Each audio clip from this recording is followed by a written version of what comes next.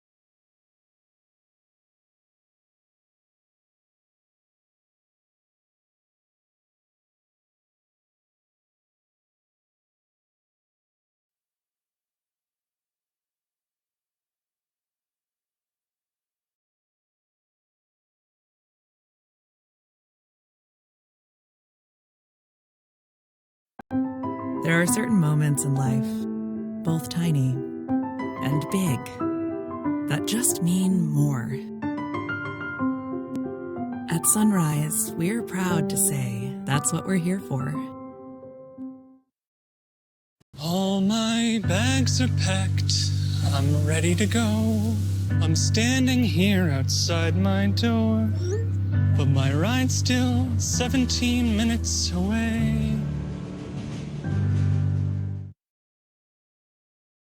Do you know what I really love about Android? It's the fact that it gives you choice. Do you want a huge battery? There's an Android for that. Do you want a camera that can zoom in 100 times? There's an Android for that. And we're never far away from the launch of a new, experimental, exciting Android phone. So pretty much for this reason, this constant flurry of options, I've never been away from one for more than 2 weeks at a time. But over the last year, I would say something's changed for me. I've been seeing and using all of these ultra $1,400 flagship Android phones. And I'm starting to get this feeling that no matter how crazy the specs of Android phones get, there are certain things that just don't seem to get better. So, this is the story of why I've decided to jump ship to iOS, for now, and the brutally honest truth about what I found out by doing so.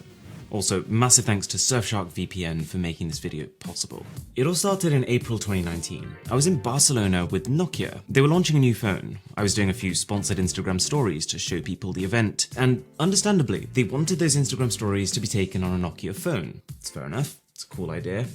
None of them could do it. It was like 4 PM at the time, so, starting to get a little bit darker, but still, we tried phone after phone after phone. We went through 5 different Nokias. I tried the Huawei I was using at the time. I even tried to borrow someone else's Samsung, and not a single one could take a decent quality Instagram story. And I remember just being puzzled. As a last resort, I also tried the iPhone XS I had with me. I'd actually only brought it as a backup in case my Huawei's battery died, but immediately, it was crystal clear. The footage turned out exactly how I thought it should have on the other phones. So when I got back after this event, I started researching. I was trying to understand why the iPhone did such a better job, even though its cameras weren't necessarily better. And it boils down to the fact that Apple makes less phones. In the whole of the last year, they released 3 models. So obviously, it's not a huge ask for Instagram to make an app that runs brilliantly on those 3 phones. How many Androids do you think came out last year? 50? 100? No, more like 1,000 phones. So when building the app for Android, Instagram can't possibly account for all of them, and their different screen sizes, and their different chipsets, and their different software skins. So instead of making a high quality tailored experience, they have to make a one-size-fits-all solution. And it's just not as good. Anyways, from that moment onwards, pretty much every time I went to a tech event, I'd have my main Android phone and then an iPhone in case I wanted to take a story. It's not ideal, but I made it work. Until I noticed something else. Okay, here's something about me. I'm someone who puts a lot of emphasis on time. I feel like time is the most important asset we have. It's got really deep. The point I'm trying to make is that I try to be as efficient as possible with my time. So for probably the last 9 months, when I've been talking to people on WhatsApp or Facebook, more often than not, I've moved to using voice notes instead of typing. And since making this transition, I quickly noticed that the voice notes I was getting back from people would vary wildly in quality. Some were crystal clear, and for others, they might as well have just typed the message in native Chinese and I'd have understood it better. Why is there such a disparity? It turns out this would be one of the shortest investigations I've ever done. Almost all the phones that sounded clear were iPhones. And at this point, I felt a little hard done by. I was using a Galaxy S10 5G at the time, a proper $1,200 enthusiast phone. And yet, I had friends who put zero thought into their phone of choice. They just walked into a T-Mobile store, picked up the cheapest iPhone they could buy, and their voice note sounded better. It's kind of annoying. So it was getting to the stage where I was looking at the iPhone and I was thinking, this could actually make my life easier. But it wasn't actually till last month that I finally made the switch. I love Android, but there are a few things about the way that my S20 Ultra did Android that I was starting to find a bit annoying. Like how they give people in some regions an inferior chip, or how they installed their own version of basically every app Google already makes. As someone who uses only the Google versions, it's kind of annoying that I have to have 2 different stores, 2 different calendars, and something that's caused me a bit of a problem, 2 different galleries. All I want is to be able to take a photo and for that photo to appear in Google Photos only, alongside every other photo I've taken on every other Android phone I've had. And Google Photos has got a brilliant backup system that automatically sends your photos to the cloud so as not to take up your storage. But every time I take a photo on a Samsung phone, whether I like it or not, it's going to get stored in Samsung's gallery as well, which is just going to fill up space on the phone. And then, if I want to back up my Samsung gallery photos, guess what? They don't get backed up to a Google account or even a Samsung account, but in fact, a Microsoft account, because Microsoft handles Samsung's cloud now. I don't want to blow this out of proportion, but it does lack cohesion. So I thought this is as good a time as any to just sink some time into being an iPhone user. I was nervous. I mean, I'm a massive tinkerer. I love fiddling with launchers, home screens, icon packs, and I knew that if I switched, pretty much the best I could do in terms of customization is change a wallpaper. And probably my most surprising observation was that after a month in the iOS ecosystem, I forgot. You know, when you look online at the Apple fanboys and the Android fanboys with their pitchforks out, kind of verbally abusing each other, honestly, they're both just smartphones. Yes, they're built on a completely different software core, but 95% of the time, all a smartphone is just a portal to your applications. After a month of using this, most of the time, I'm not thinking, oh, I'm on an iPhone. I'm thinking, oh, I'm on Instagram or I'm on Twitter, the same way I did when I was using a Samsung phone. That said, there are some adjustments I've had to make, and there are some things here that I've got to hand to them. This phone does amazingly. And if you're enjoying the video, by the way, a sub to the channel would be brilliant. So, what don't I like? Well, for starters, the switching itself. Moving to an iPhone from an Android phone is not what I'd call a fun evening, and my WhatsApp messages are still somewhere in limbo. You pretty much can't transfer those. Lightning. The fact that Apple phones still use a Lightning port, I think is baffling. So the room I sleep in, it has one plug socket. And it's never been a problem, because my USB-C MacBook charger could charge every one of my gadgets. But ironically, now that I've switched to Apple's own iPhone, it can't. Notifications. iOS notifications have improved a lot from where they were, but using this still makes me appreciate how well Android handles them. I love being able to see which apps I've got notifications from just by glancing at the status bar. And even when you pull it down, I would say Android groups the notifications into neater packages. But all these things, they're pretty minor. I'd say the central thing that I'm missing while using an iPhone, the thing which I would go as far as to say is actually the biggest difference between using an iPhone and using an Android, is that Android allows you to make your own decisions. You can pick which device you want and what you want to do with it. The way I think of it is, it's fun to be able to express yourself. It's fun to be able to pick the clothes you wear. It's fun to be able to pick your hairstyle. And in the exact same way, I think it's fun to be able to pick your tech. I feel like when I was using an Android, I could pick a phone that was an expression of myself, that had the features that I thought were important. And because I was the one choosing my phone, I felt like every time I took a brilliant photo with my Samsung phone, that felt like a real consequence of my actions. I picked a phone that could take a photo like that. I almost felt proud of it. But with iOS, once you've decided what your budget is, you have one, maybe two options. Those decisions that I would say are fun to make are made for you. And that also applies to what you can do with the phones. For example, I loved customizing my Android, but there's very little to do here. I loved the quirky, experimental camera features you tended to get there. Are they all polished and consistently great? No. Are they fun? Yes. Apple is different. In order to create this ultra-refined, polished experience, they stay well away from new experimental features. And I completely get it, it makes total sense. But for me, it means that the experience can feel a little clinical, a little sterile in comparison. But there is an upside to this. This lack of choice, this way that Apple controls the whole end-to-end experience, it has a few perks that I'm really starting to appreciate. Okay, for example, I wasn't a huge fan of the default cases I started with.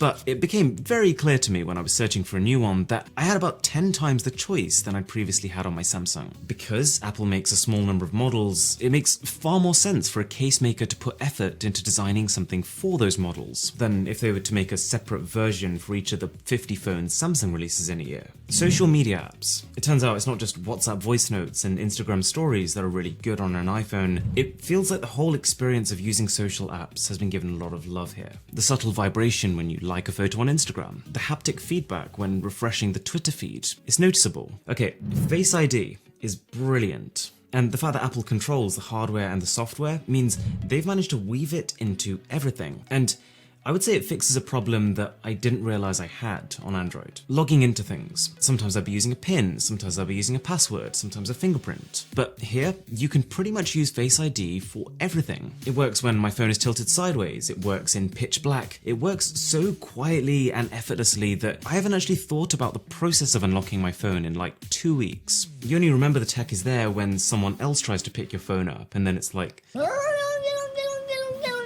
And this idea also follows through to iMessage. Because Apple builds the software for its own hardware, it can do stuff that WhatsApp can't. You can send money directly to someone seamlessly because iMessage will be automatically linked to their Apple account. You can send animojis, which take advantage of Apple's face scanning technology. Okay, bloatware. Based on my past experiences, I was kind of on the lookout for bloatware. And there is some. Podcasts, Apple TV and Apple News, but I was kind of surprised to see that I can just get rid of it. I can get rid of the default calculator, I can get rid of FaceTime, I can even get rid of what you would think is a core app like the iTunes Store. So yes, like every phone, the iPhone does still funnel you towards using Apple's other services, but I like the fact that it doesn't feel like it's shoving it down your throat. And finally, AirPods. As well as switching phones, I also swapped my Galaxy Buds Plus to the AirPods Pro, and I would go as far as to say that I think they're better. You unbox them, you open the case, and that is it. Connected. You don't need an app, you don't need to hold down a pairing button, you don't need to think about it. And there's so many subtle touches, like for example active noise cancellation, and when you put the earbuds in, that cancellation slowly fades in. You take one out and whatever's playing will get gently quieter before it pauses itself. We're talking about earphones that have an air vent on the top just to equalize pressure between the inside and outside of your ear, so that when you talk to people while you have them in, you don't get that boomy sound you normally do with silicone tips. The sound quality itself is okay, but the experience of using these is phenomenal. So that's where I'm at right now. I do feel like I'm somewhat compromising on the screen quality. I don't think there's a phone out there with a better screen than this Samsung had. And I also like the idea that this has so many cool things you can do with it. It's a bit of a toy, but for the job I need to get done, I feel like for now, the iPhone is actually doing it a little better. So I'll stick with it. I'll still make videos on Android apps and all the latest phones, but let's just see what happens. Okay, so about a year ago, I was contacted by Surfshark VPN, and they asked if I wanted to partner up with them. And I remember thinking,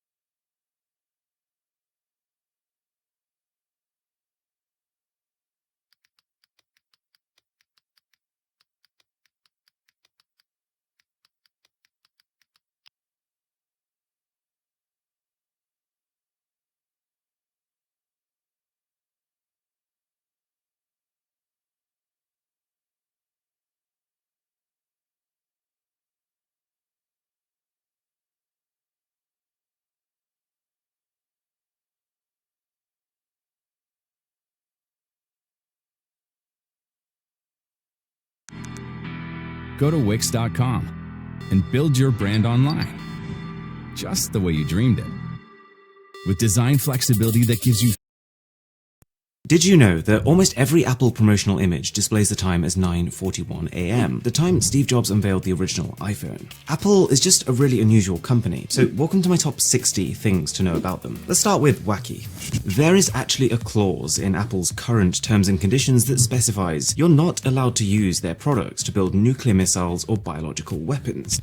It's good to know. And on the subject of weapons, multiple tests and videos have shown that the way the MacBook is constructed, it can stop bullets in its tracks. I wouldn't recommend you test that theory, but something that a lot of people have unfortunately tested is that smoking around Apple equipment can technically void your warranty. Cigarettes contain nicotine, and because nicotine is technically classed as hazardous, Apple won't force its employees to expose themselves to it. So even if something breaks, they've been known to refuse repairs. Oh yeah, and a massive thanks to Surfshark VPN for sponsoring this video. Okay, we all know Apple is wealthy, but it's tough to conceptualize just how wealthy. So to give you an idea, the company makes over $300,000 of revenue per minute. In fact, in 2011, Apple overtook the US government in terms of cash in hand. And what I think is even more impressive is that if you took Apple's current net worth and you donated it, you could give every single human being on the planet over $100. Here's a more real-world example of the sheer value. Apple originally had 3 co-founders, and it's a bit of a tragic story because whilst you've probably heard of Steve Jobs and Steve Wozniak, who stuck with the company, there was a third guy, Ronald Wayne. The reason he's a little less known is that he left the company after just 12 days, selling his entire share in Apple for $800, which, you know, sounds alright, but had he held onto that, it would be worth well over $30 billion now. It wasn't always like this. Apple had a pretty difficult start. Money was short, so much so that Jobs sold his car and Wozniak had to sell his scientific calculator just for funds. There have been a lot of theories as to where the brand name came from. I've heard everything from scientific to biblical, but it turns out Steve Jobs just happened to be on a fruit-only diet at the time, and he just liked apples. Their logo, equally as unexpected, started off as a picture of Isaac Newton sitting under a tree. This brand, now known for its contemporary and minimalist presentation, used to be represented by this. It symbolizes the story of Newton discovering gravity by observing how an apple fell from a tree. It's only a year later that it changed to something much more familiar, and to start with, it had this kind of rainbow to reflect that their computer was the first to have a color screen, and there was a bite taken out of the apple, for no other reason than just to make it clear that it was indeed an apple, and not a tomato or some kind of other rounded fruit. But the company weren't done yet. This logo went through several iterations before we landed at what we have now, essentially just getting simpler over time. You might have already had a glimpse of this, but in a way, Apple is crazy when it comes to attention to detail. They have really particular ways of doing things, even if they are far from the easiest ways. For example, the animated flower wallpapers you see on the Apple Watch, they're not computer generated. Apple spent hundreds of hours filming real flowers blooming over time. Another instance would be in iOS 6. Apple introduced metallic buttons that would reflect light differently depending on the angle your phone was facing. Both Steve Jobs and Steve Wozniak, before they were at Apple, they actually worked together at a game development company called Atari, and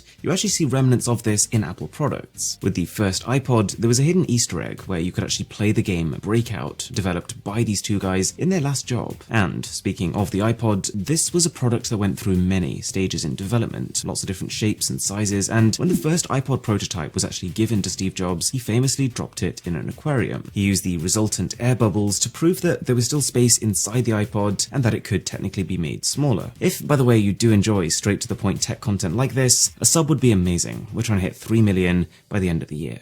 You've probably heard of Siri, and you probably also strongly associate Siri with Apple.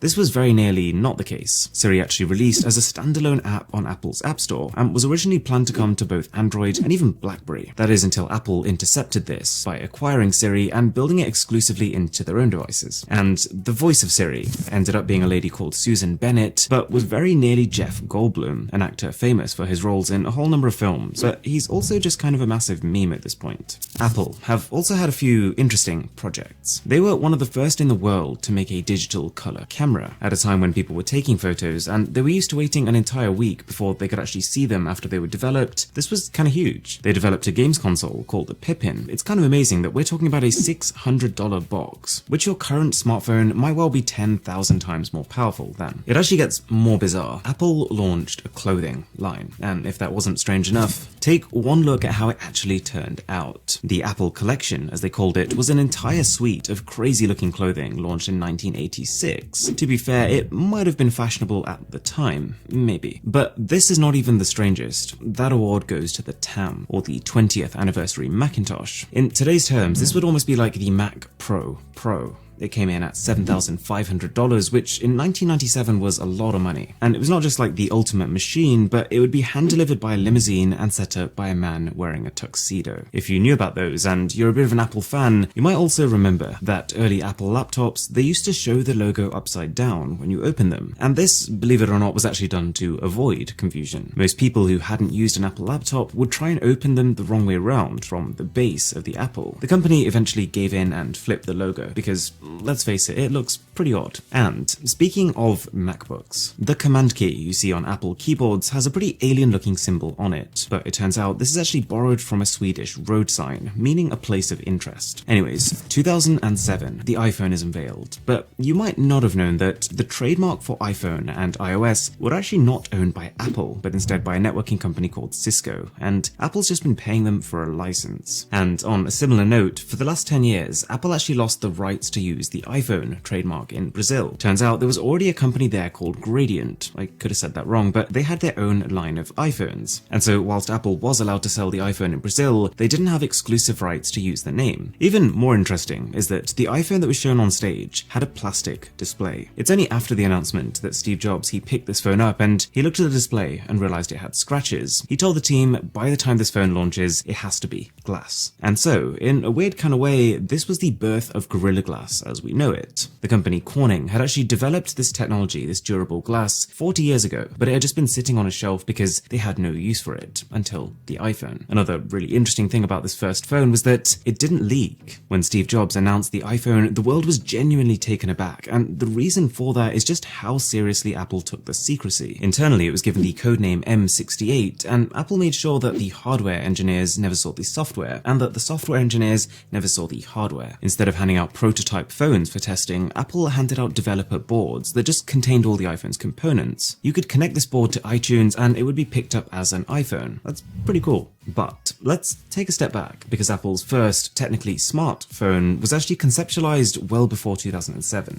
Initial mock-ups as early as 1983 detailed a landline with smart functionality, kind of like a phone and an iPad joined together. This never ended up seeing the light of day, but just the idea was pretty ahead of its time. Apple's product pricing varies massively depending on the region you live in, partly because of import duties, taxes, and probably partly also because of the company's choice. This meant that whilst the iPhone XS Max last year was $1,250 in the US for the 256 gig model, it ended up being over $1,700 in India and around $2,000 in Brazil.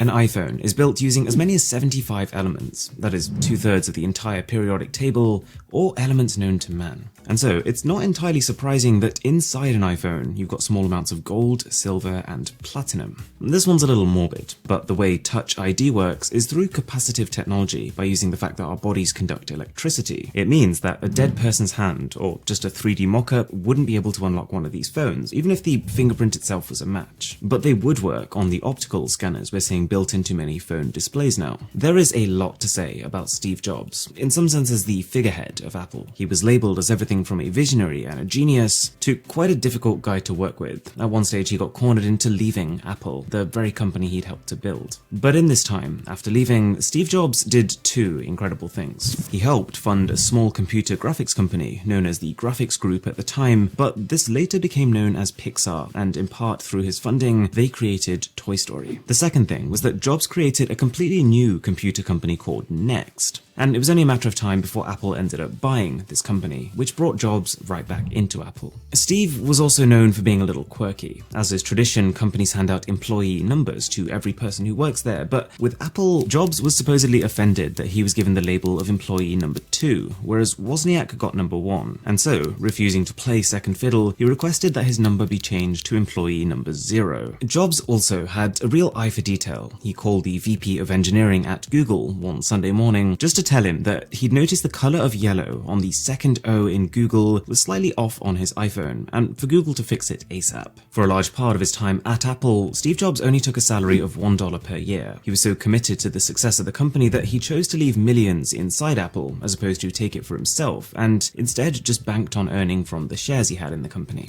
You might have also noticed, this guy almost always wore what looks like the exact same turtleneck. He was supposedly inspired by Sony, who had a strict uniform policy, and Jobs wanted to introduce this into Apple. Having been booed off stage for even suggesting the idea, he settled on at least having a consistent image for himself. But Jobs was soon to be diagnosed with pancreatic cancer, and this is an awful thing to have. Tim Cook, the current CEO, at the time, he actually got himself tested. He found out that his blood type matched Steve's, and he offered to donate part of his liver, but Steve turned it down. He then passed away in October 2011, the day after the iPhone 4S was announced. Now, that brings us on to Steve Wozniak, who on paper reported only 2 jobs, so after Steve's passing, Wozniak couldn't actually be fired from the company. But he also had a difficult past. Wozniak was involved in a plane crash while at Apple, and he had some pretty major head injuries, meaning that his short-term memory was almost wiped. He did thankfully eventually recover. Now, Apple's first ever product was not a smartphone, it wasn't an iPod like many people believe, it was a computer called the Apple I, its selling point being the fact that it came pre-assembled, unlike most computers at the time, and what's kind of crazy is that this thing came with a single core 1 MHz chip inside. That's 1,000th of what a gigahertz is. The Apple II, its successor, went absolutely nuts. This is the product that put Apple on the map. Completely game-changing, but with this instant success, it looks like Apple got a bit carried away. Apple III was a complete dud. In the pursuit of a quiet PC, it was built with no air vents, which made every single unit sold overheat. One of the only tech products ever where the entire first batch had a 100% failure rate. Fast forward a few more years, and we had the Macintosh, which has been shortened to Mac now, but this still carried the Apple theme forward. Macintosh, without the letter A, is actually just a variety of the fruit. And this Macintosh was actually one of the first computers to ship with a mouse, and so Apple, quite intentionally, built the keyboard to have no arrow keys. This would force both users to get used to it and developers to design software that was specifically built for the Mac.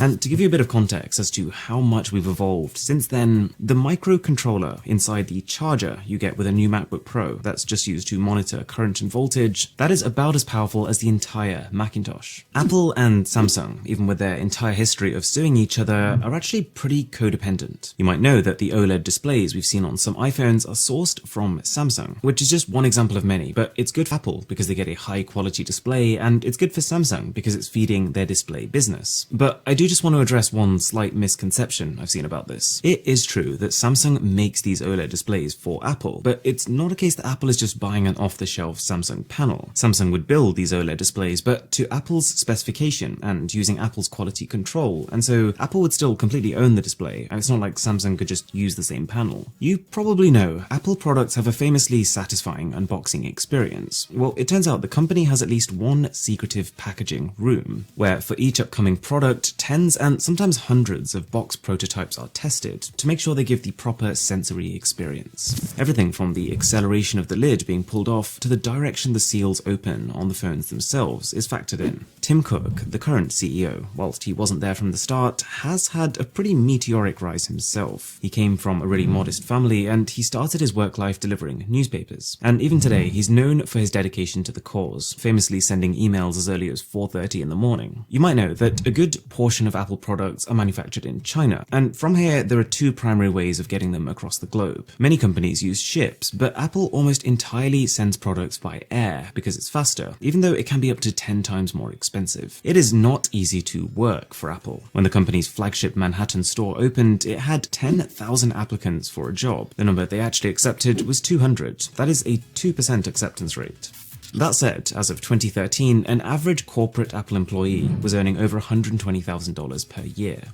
Now, for probably my favourite fact of all, I mentioned earlier that Apple has traditionally shown new iPhones with the time at 9:41, but as well as the fact that this was when the original iPhone launched, there's a bigger reason. Apple's launch events often start at 9 AM, and the phone reveal occurs roughly 40 minutes into that presentation. Jobs insisted that the time shown on the phone screen when it was announced should completely match what the actual time was, with 1 extra minute given just for breathing room. It's the kind of attention to detail that you don't see with many companies. Surfshark VPN is pretty crazy value. Take a listen to this. You pay $1.99